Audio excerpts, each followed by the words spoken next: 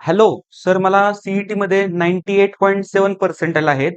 माझी SCBC category आहे. मग मी ड्रॉप घेऊ का? असा जर प्रश्न तुमचा असेल ना, तर हा व्हिडिओ शेवटपर्यंत पहा. मला शॉकिंग आज दिवसभरातनं 2 ते 4 असे फोन आलेत. खूप चांगलं पर्सेंटाईल आहेत. 90च्या अबोव्ह पर्सेंटाईल आहे. आणि एकच प्रश्न कॉन्स्टंटली विचारला जातोय, की ड्रॉप घेऊ का? पहिली तर गोष्ट मला सांगा, की तुम्हाला केस सांगतंय कोण सीईटी मध्ये ड्रॉप घ्या?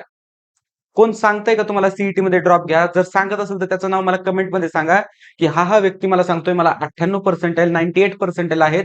तरी मला तो व्यक्ती ड्रॉप घ्यायला सांगतोय. त्याचं नाव मला कमेंट सेक्शनमध्ये सांगा. आता का ड्रॉप घ्यायचा की नको? कुणी ड्रॉप घेतला पाहिजे? बरं, ड्रॉप घेतल्याचे ॲडव्हांटेज काय आहे? डिसएडव्हांटेज काय आहे? सगळ्या गोष्टी या व्हिडिओमध्ये मी डिस्कस करणार आहे. त्याच्यामुळे व्हिडिओ हा शेवटपर्यंत पहा. आणि जर तुम्ही चॅनलवर नवीन असाल तर चॅनलला नक्की सबस्क्राईब करा. मला सकाळी एका स्टुडंटचा फोन आला, की 98.7% आहेत आणि त्याचं असं म्हणणं आहे, की एससीबीसी मधनं मला सीओईपी सीएस मिळत नाहीये. मग मी ड्रॉप घेऊ का? माझं त्याला क्लिअरली म्हणणं होतं, की ड्रॉप नको घेऊ. का ड्रॉप नको घेऊ? ऑलरेडी चांगलं पर्सेंटाईल आहे. जर तुला समजा नाही सीएस मिळत नसेल, तर तुम्हाला पीआयसीटी मध्ये चान्सेस आहेत. पण ठीक आहे ना, सीएसच्या काय नाकात मोती आहेत का? नाही. एआयएमएल घे, ईसीई घे. बरं, त्याच्यानंतर मी त्याला एवढं पण सजेस्ट केलं, की बरं जाऊ दे, पीआयसीटी नकोस. पीआयसीटी आपण स्पॉटला ट्राय करूया, काही हरकत नाही. तू व्हीआयटी का नाही ट्राय करत? किंवा तू वालचंद कॉलेज का नाही ट्राय करत? ओके, मुलगी जर असेल तर तिला मग आपण कमीच सांगितलं असतं. मग एवढे सारे ऑप्शन आपल्याकडे असताना का तुम्हाला 1 वर्ष वाया घालवायचंय? का 1 वर्ष वाया घालवायचंय? आता ड्रॉप घेतल्यावर 1 वर्ष वायालाच जातं अशी गोष्ट नाहीये. पण मोस्ट ऑफ केसेस किंवा एमएचटी सीईटीच्या केसमध्ये ते एक जे वर्ष आहे तर ते वायालाच जातं. त्याचे खूप सारे एक्झाम्पल आहेत. आमच्या ऑफलाईन क्लासेस मधले सुद्धा एक्झाम्पल आहेत. खूप सारी अशी मुलं आहेत की ज्यांनी ड्रॉप घेऊन खरंच वर्षभर मेहनत केली आहे आणि चांगले पर्सेंटाईल आणून दाखवून आता एक चांगल्या कॉलेजमध्ये ते जाणार आहेत. पुढच्या 1-2 महिन्यामध्ये जाणार आहेत. पण काही अशी मुलं आहेत की ड्रॉप घेतलाय आणि अजून आहे त्याच केसमध्ये. मग तुमच्यासोबत ह्या गोष्टी होऊ नये त्यासाठी हा व्हिडिओ मी तुम्हाला बनवतोय. हा एक सतर्कतेचा इशारा तुम्ही सांगा किंवा या टॉपिकवर हा जो आपला तुमचा टॉपिक आहे, शुड आय टेक ड्रॉप? तर या विषयावर माझं मत तुम्ही ऐकून घ्या. मी ड्रॉपच्या विरोधात नाहीये. मी ड्रॉपच्या विरोधात नाहीये. मी तुम्हाला ड्रॉप घ्या असं म्हणत नाही किंवा नका घेऊ असं म्हणत नाहीये. पण त्याला काही फिक्स क्रायटेरिया आहे, की कुणी ड्रॉप घेतला पाहिजे. पहिली केस आपण स्टडी करूया, की 90+ पर्सेंटाईल तुम्हाला एमएचटी सीईटी मध्ये आहे. पहिल्या अटेम्प्टला असो, दुसऱ्या अटेम्प्टला असो. तुमची कॅटेगरी कोणती असो, एससी एसटी असेल तरी चालतंय, एससीबीसी असेल तरी चालतंय किंवा ओपन मधून जरी तुम्ही असाल तरी चालतंय. 90+ पर्सेंटाईल हा दी बेस्ट स्कोर आहे. बेस्ट स्कोर आहे एमएचटी सीईटी मध्ये, तो बेस्ट स्कोर आहे. पुण्यातल्या टॉप 10 कॉलेजेसमध्ये तुमचं ऍडमिशन होतंय.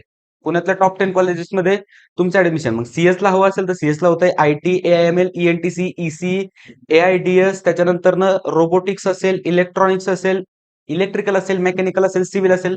कोणत्या ना कोणत्या ब्रांचमध्ये पुण्यातले टॉप 10 कॉलेज असतील, मुंबईतले टॉप असतील कॉलेजेस, त्यानंतर सांगलीकडलं आपलं वालचन असेल, याच्यामध्ये तुमचं ऍडमिशन होतंय. मग का त्या केसमध्ये तुम्हाला ड्रॉप घ्यायचा आहे? का आणखीन 1 वर्ष तुम्हाला वाया घालवायचंय? बरं, ड्रॉप घेतला मग तुम्ही घरी बसणार नाहीये तर. ड्रॉप घेतला मग तुम्हाला क्लास लावावा लागणार आहे. बरोबर आहे? क्लासेसच्या फी किती येतं? 1,00,000च्या आसपास क्लासेसच्या फी असतात ड्रॉपर बॅचच्या. बरोबर.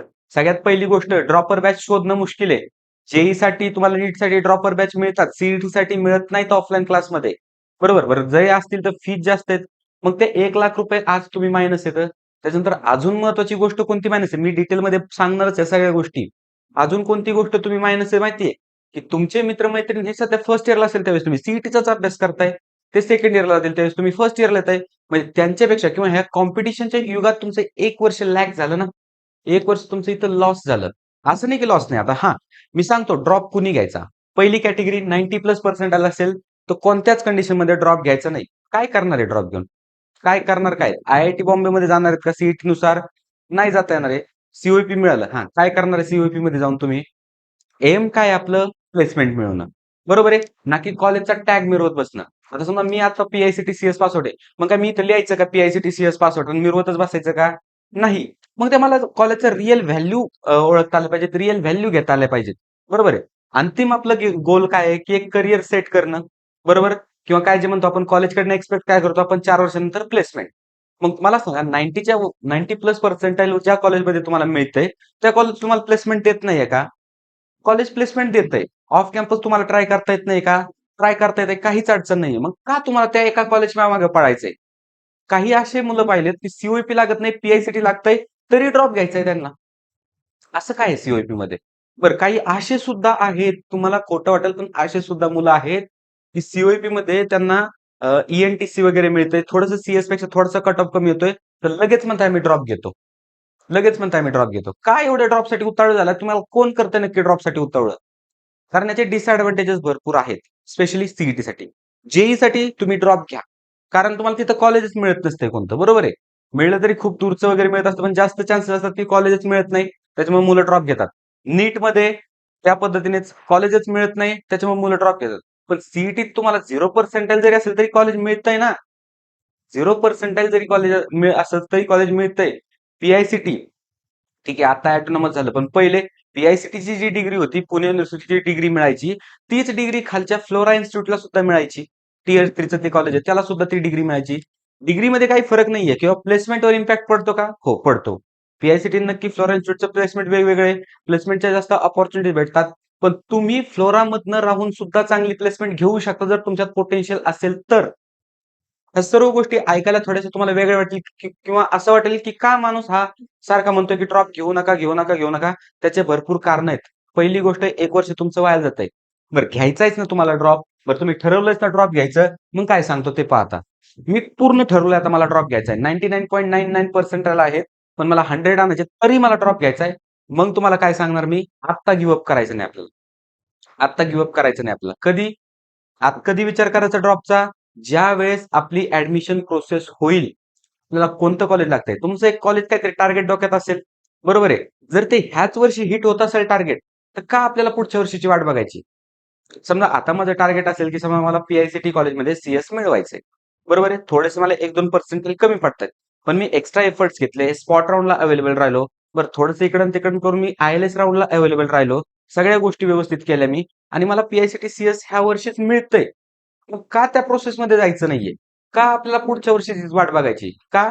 कोणी म्हणतंय म्हणून, एखादा शिक्षक म्हणतोय म्हणून किंवा एखादी रील ऐकली म्हणून ह्या गोष्टींवर नका विश्वास ठेवू. रिअल नॉलेज जे आहे किंवा रिअल फॅक्ट मी तुम्हाला सांगतोय. हे पहा, प्रत्येक व्यक्तिगत मतं वेगवेगळी असतात. मला जे वाटतंय ते मी तुम्हाला इथे सांगतोय आणि जी लोकं माझ्याशी सहमत आहेत त्यांनी मला कमेंटमध्ये सांगावं, की "सर मी तुमच्याशी सहमत आहे" किंवा त्यांनी हे पण सांगावं, की "सर मी तुमच्याशी सहमत नाहीये." पण का नाहीये याचं कारण पण तिथं पाहिजे बरं. कारण पण पाहिजे. कारण मी पूर्ण फॅक्च्युअल तुम्हाला डाटा सांगतोय. आता ज्यावेळेस तुम्हाला ड्रॉप घ्यायचा आहेस ना, घ्या ना काही हरकत नाहीये. सध्या अभ्यास सुरू ठेवा. सध्या ह्या ऍडमिशन प्रोसेसमध्ये विद्यार्थ्याची काही गरज आहे का आपल्याला? तर नाही गरज आहे. डॉक्युमेंट व्हेरिफाय ऑनलाईन होतात. पालक करू शकतोय किंवा तुमचा काउन्सलर वगैरे असेल तो करू शकतोय. त्याच्यानंतर ऑप्शन फॉर्म फिल होऊन जातायत. मग तुम्ही अभ्यास करा याच्या वेळेस. बरोबर? आणि समजा मनासारखं कॉलेज जर तुमचं नाही मिळालं, तुमच्या जवळपासचं तुमच्या जे एक्स्पेक्टेशनला मीट करणारं कॉलेज असेल ते नाही मिळालं, तर मग घ्या ना ड्रॉप. काही हरकत नाही. पण सध्या का एवढे उतावळे झालेत मला ते एक गोष्ट कळत नाहीये आणि मला ही गोष्ट खरंच आज खूप खटकली. आमचं कोल्हापूरमध्ये सेमिनार होतं. तिथंही 2-3 स्टुडंटनी विचारलं, की ड्रॉप घेऊ का? अरे ठीक आहे, कमी पर्सेंटेज आहेत ना, तुम्हाला 10-20% आहेत. काही मिस्टेक झाली बाबा.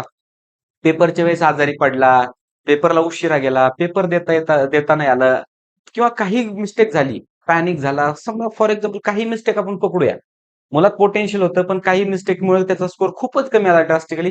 मग त्या केसमध्ये मीच त्याला सांगेल, की तू ड्रॉप घे. त्या केसमध्ये मी त्याला सांगेल, तू ड्रॉप घे. पण एखाद्या केसमध्ये तुम्हाला चांगले पर्सेंट आले तरी तुम्ही म्हणता 1 वर्ष मला इथं घालायचंय. मग सीओईपी, पी-आय-सी-टीत गेल्या-गेल्या तुम्हाला डायरेक्ट प्लेसमेंट तुमच्या हातात नाही देणार आहे. तिथं पण तुम्हाला करायचं म्हणजे हे मिसकन्सेप्शन एकदा तुमच्यातनं दूर करायचंय, की सीओईपी आणि पी-आय-सी-टीमध्ये तुम्हाला गेल्या-गेल्या प्लेसमेंट मिळते. नाही. स्वतःचं स्वतःला करावंच लागतं. कारण मी पण पी-आय-सी-टी सीएस पास आउट आहे. मला पण त्या गोष्टी माहीत आहेत. त्या गोष्टी थोड्याशा अंदाज आहे त्या गोष्टींचा. बरोबर आहे. त्याच्यामुळे प्लेसमेंटच्या दृष्टिकोनातून जर तुम्ही पाहत असाल, की मला 4 वर्षानंतर काय होईल आणि याच्यानुसार तुम्ही आज 1 वर्ष वाया घालवत असाल, तर हा निर्णय तुमचा पूर्णतः चुकतोय. तरी तुमचा व्यक्तिगत समजा काही निर्णय असेल, तर तो तुम्ही करू शकता. पण माझ्या या म्हणण्याचा थोडा तरी तुम्ही एक 2 मिनिटं तरी विचार करा. किंवा हा माणूस म्हणतोय ते बरोबर आहे की चुकीचं. त्याच्यानंतर आता ही कॅटेगरी झाली ज्यांना ड्रॉप घ्यायचा आहे. मग मी त्यांच्यासाठी काय करेल, की तुम्ही काउन्सिलिंग प्रोसेस फॉलो करा. काउन्सिलिंग प्रोसेस फॉलो करा. ऍडमिशन कुठं मिळतंय ते बघा एकदा चेक करा. अलॉटमेंट लेटर येऊ द्या हातात. त्याच्यानंतर आपण ठरवू मग ऍडमिशन घ्यायचं की ड्रॉप घ्यायचं त्याच्यानंतर ठरवू. पण तोपर्यंत तर प्रोसेस फॉलो करा. तोपर्यंत इथं काय फीस वगैरे लागते का तुम्हाला? नाही लागत आहे ना. मग तोपर्यंत प्रोसेस फॉलो करा. त्याच्यानंतर नेक्स्ट कॅटेगरी आहे 60 टू 80 पर्सेंटाइल. ह्या मुलांसाठी मी काय सांगणार आहे? तर ह्या मुलांसाठी मी काय सांगेल? तर ह्या मुलांसाठी मी एवढंच सांगेल. जर तुम्हाला तुमचं एक्स्पेक्टेशन मीट करणारं कॉलेज मिळत असेल, अंदाज असेल, मिळू शकतंय, काउन्सिलरने सांगितलंय, तर त्या पद्धतीने त्यांचं ऐका आणि या प्रोसेसला सामोरं जा.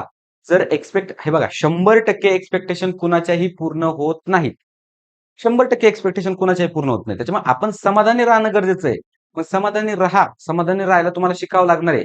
10वी पर्यंत आपल्याला सगळंच मिळत गेलेलं आहे. 11वी-12वीला सगळंच मिळत गेलेलं आहे. पण आता इथून पुढे सगळंच मिळेल असं नाहीये. त्याच्यामुळे जेवढं मिळतंय त्याच्यात समाधानी आपण राहणं किंवा जेवढं मिळालंय त्याच्यावर बेस्ट टू बेस्ट आपण कसा प्रयत्न करू शकतो, ह्या गोष्टींकडे लक्ष देणं महत्वाचं आहे. मला माहिती आहे की तुम्हाला बऱ्याच जणांना माझं बोलणं खटकतच असणार आहे.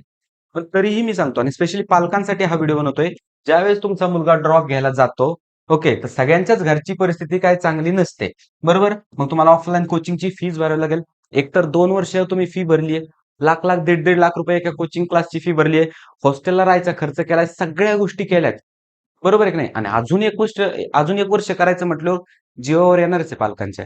येणार आहे ऑब्व्हियसली. मग त्यामुळं विद्यार्थ्यांनी पण थोडासा पालकांचा विचार करणं गरजेचं आहे. दुसरी गोष्ट म्हणजे काय? 1 वर्ष तुम्ही डिले चालताय. अहो थांबा ना. आता तुम्ही 1 वर्ष कशासाठी इन्व्हेस्ट करताय? एक चांगलं कॉलेज असावं, चांगली प्लेसमेंट मिळण्यासाठी. पण हेच 1 वर्ष तुम्ही कॉलेजच्या नंतर जर इन्व्हेस्ट केलं, तर नक्कीच तो बेनिफिट तुम्हाला जास्त होणार आहे. कारण तुमच्याकडे 1 वर्ष सेव्ह असणार आहे तुमचं. जे तुम्ही वाया घालणार होते ते घातलं नाही तुम्ही.